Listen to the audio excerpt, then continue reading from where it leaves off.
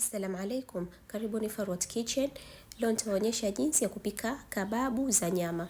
Kwa hiyo kwanza kabisa utachemsha nyama yako na chumvi mpaka iive. Ile video nilipokuwa nachemsha na chumvi nimeifuta bahati mbaya.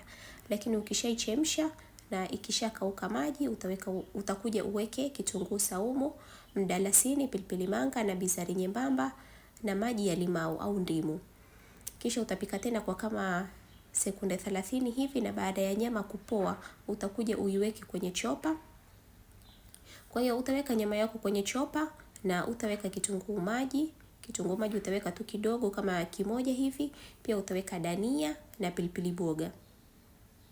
Na baada ya hapo, lakini pia utaweka dengu ulizozichemsha na zikaiva vizuri. Pia utaweka yai moja. Na utafunika chopa yako na usagi mpaka mchanganyiko wako ulainike vizuri kabisa. Na baada ya hapo utamimina kwenye bakuli.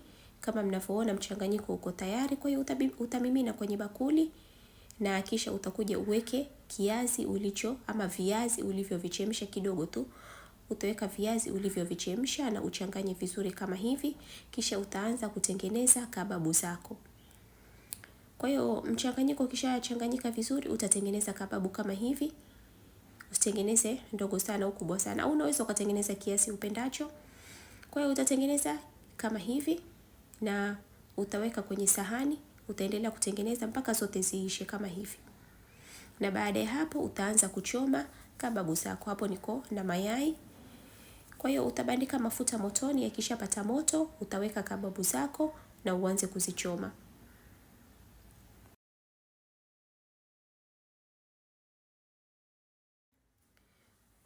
Na baada ya kama dakika moja hivi au sekunde 30 mpaka dakika moja hivi, kababu ziko tayari. Utazitoa kwenye mafuta tayari kuandaliwa, lakini utaziacha kwanza zipoe.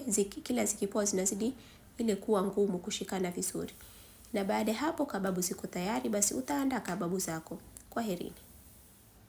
Assalamu alaikum, karibuni Farwat Kitchen. Leo nitaonyesha jinsi ya kutengeneza katlesi za nyama tamu sana na kwa njia rahisi sana.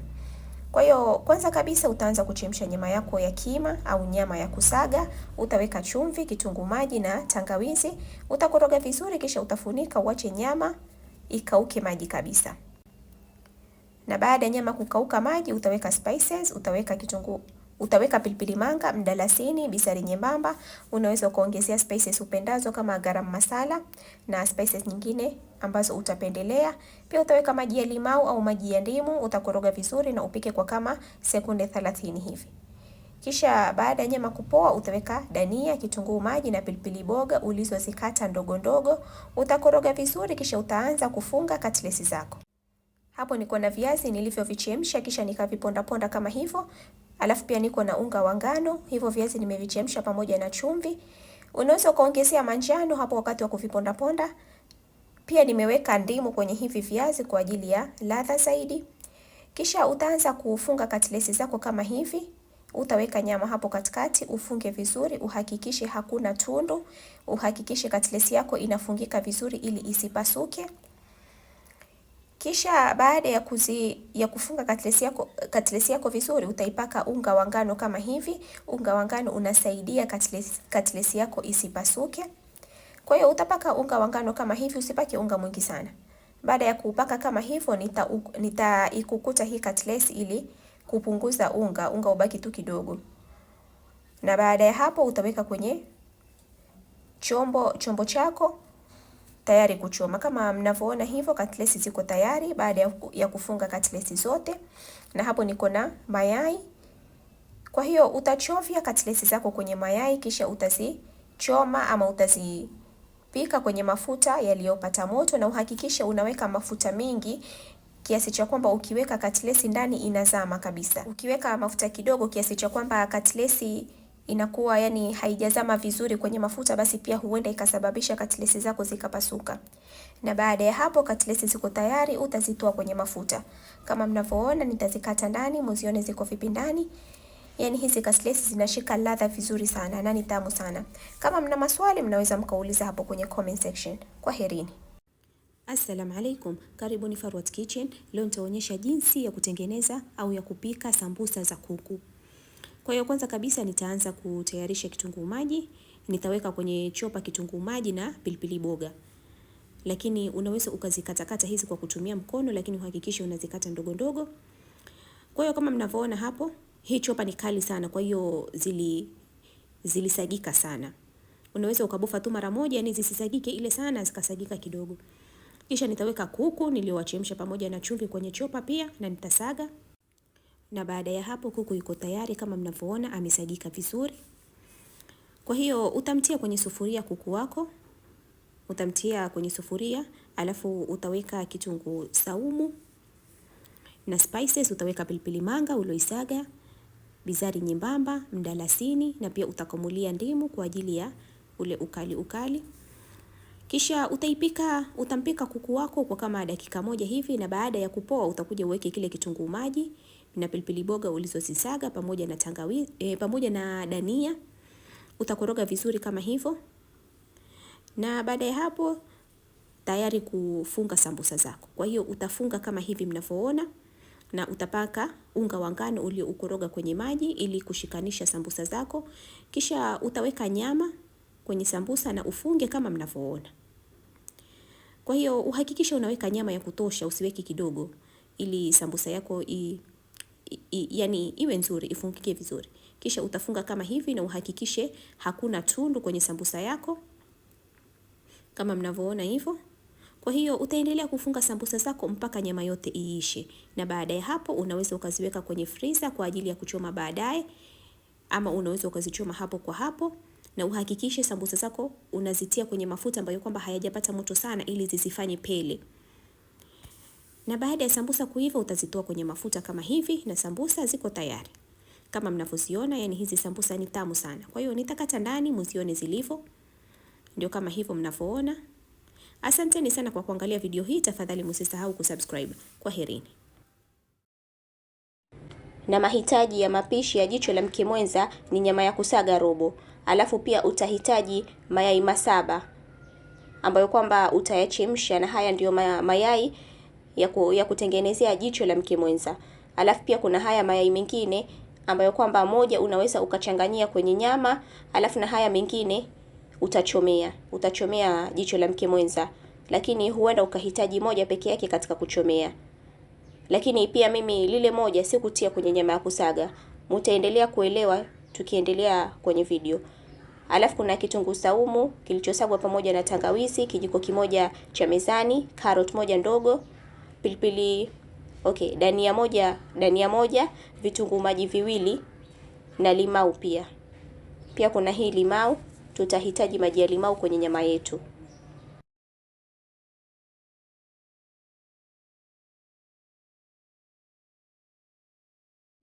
Alafu kwenye spices kuna mdalasini kijiko kimoja cha chai. Pia kuna pilipili manga iliyosagwa kijiko kimoja cha chai, chumvi kijiko kimoja cha chai na coriander powder kijiko kimoja cha chai.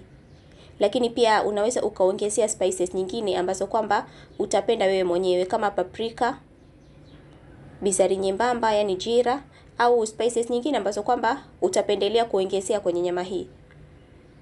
Kwa hiyo utaanza kwa kuweka spices zote pamoja na chumvi, kitunguu saumu, carrot, dania, kitunguu maji.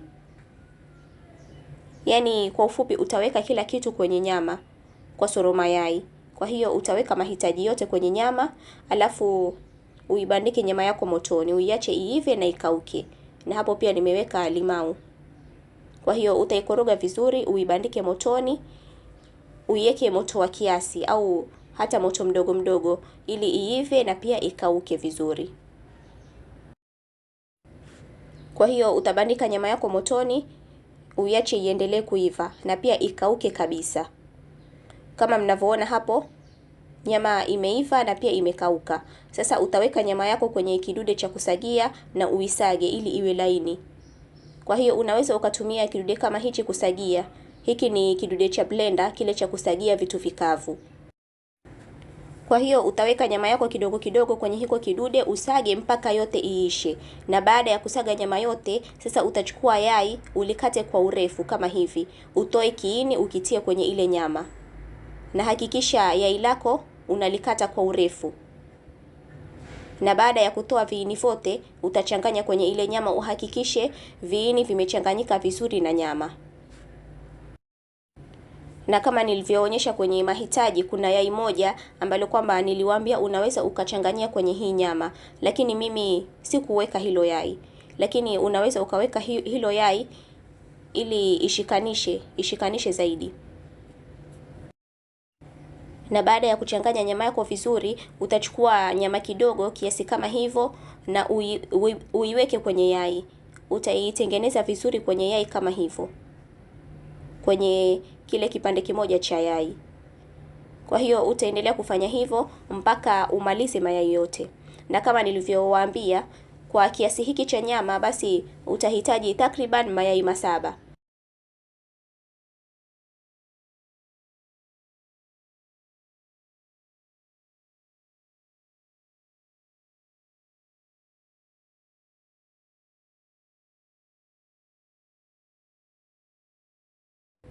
Na baada ya kumaliza kutengeneza, utavunja yai moja, uweke chumvi kidogo na ulipige vizuri. Hili ni yai ambalo kwamba utatumia kuchomea haya macho ya mke mwenza, hili jicho la mke mwenza. Kwa hiyo baada ya mafuta kushika moto vizuri, utachukua jicho moja la mke mwenza, utie kwenye mayai na uanze kuchoma kama hivyo. Kwa hiyo utachukua lingine pia ulitie kwenye mayai na utie kwenye mafuta.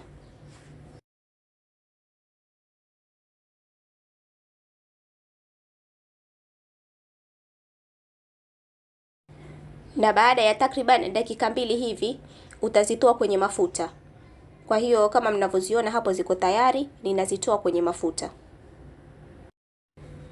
Natumai hatua zote zimefahamika, na kama kuna hatua hukufahamu basi unaweza ukauliza kwenye description box. Kama mnavyoziona zinapendeza sana na chakula hiki ni kitamu sana.